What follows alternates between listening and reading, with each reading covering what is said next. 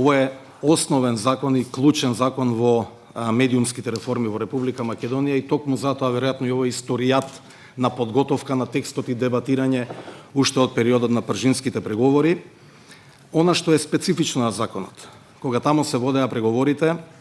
тогашната владеачка партија, сега опозициона, велеше дека на Македонија и е применливо било кое решение од било која европска држава и дека едноставно ако сакаме некакви промени во медиумската сфера може да се примени било кој закон што на тие работни состаноци четирите политички субјекти ќе се договорат дека е најблизок до состојбите во Република Македонија. Меѓутоа, состојбата тогашно во Република Македонија беше екстремна и специфична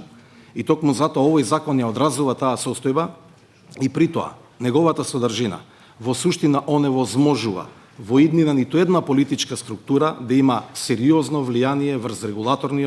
регулаторното тело, врз јавниот национален радиодифузен сервис, поточно врз состојбата на слободата на медиумите и слободата на изразување. Ова го спомнувам затоа што законот уште еднаш потенцираме специфичен и е прилагоден на условите во Република Македонија.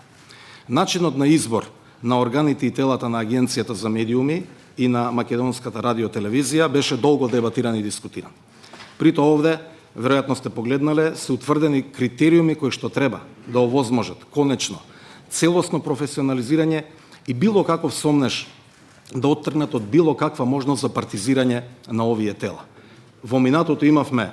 сериозни проблематични искуства, не би сакал да ги повторувам, но законот сега ја дава шансата конечно еднаш за секогаш политиката, но и центрите на моќ да ги тргнат своите раце од медиумите и да немаат влијание врз она што значи медиумска индустрија.